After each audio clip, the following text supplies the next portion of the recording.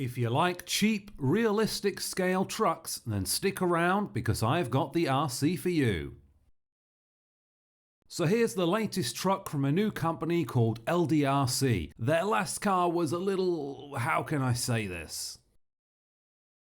So let's check some stuff on the box. Metal gears. I'll show you those later.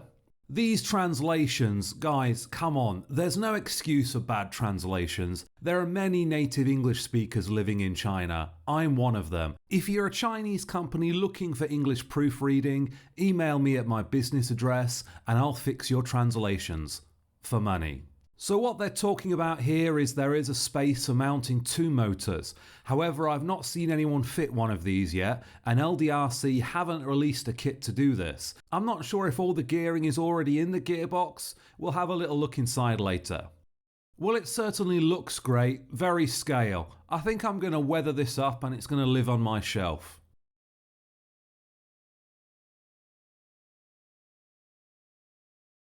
In the box you get all these black plastic pieces, and I've already fitted mine. A 2S lithium ion battery and a charger. These things last for ages fully charged, but I really hate this connector design. It forces you to use their terrible USB charger instead of a decent one. The controller is...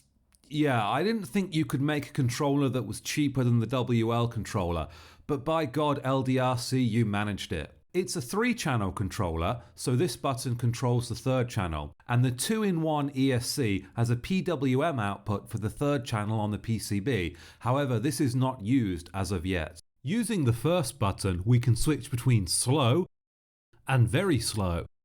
And using this button, we can cycle the lights between on, off, or flashing.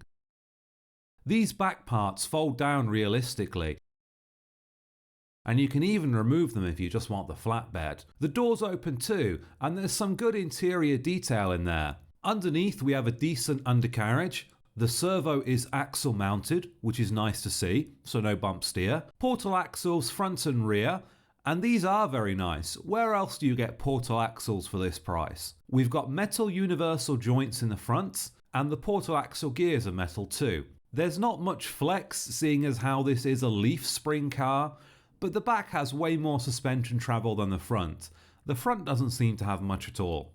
The diff gears are all metal, but they are made from brass, so they're not the strongest things in the world. Also, I have to talk about the missing grub screws. For some reason the diff gear is push fit and has no grub screw in the front or rear, even though there's a hole for one. Are they really saving much money by not including 2 grub screws? Without a grub screw, the gear is in danger of slipping, so I've added my own in there. Here's the gearbox with a space for a second motor, so let's take it apart and have a look inside. It's not too difficult to take apart, just a few screws.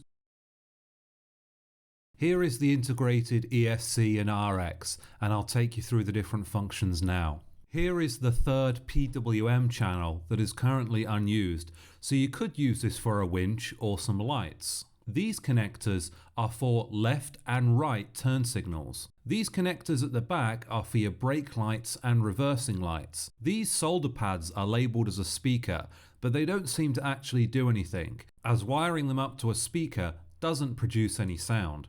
If you'd like to know more details about these connectors and how they function, I recommend heading over to Edward Chu's channel, where he's got a great in-depth video about the PCB.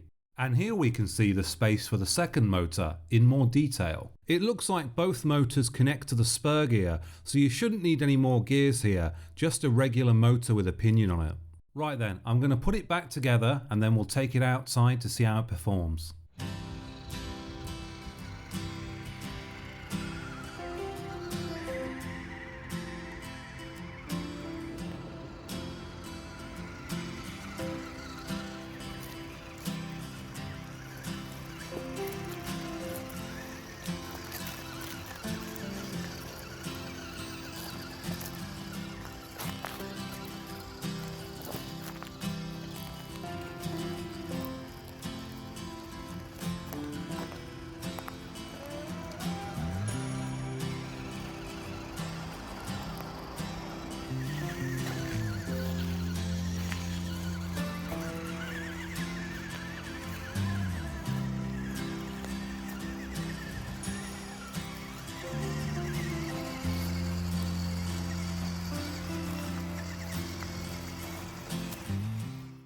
So, should you buy it? Well, I have to admit, the performance isn't really that great. The modulation on the ESC is good, very precise, and the truck has lots of torque, but there's definitely a lack of traction with the skinny wheels. Any small rock or stick has it caught up. Next, let's look at the price. I always get stuff cheaper, so I paid about $40 for this. It's selling on Banggood right now for $69. Nice. Which is alright, but if you're looking for something with more crawling performance, the WPLs are much better for that. But if you like scale looking trucks with a lot of cargo space, then this might be the RC for you. Thanks for watching, and I'll see you next time.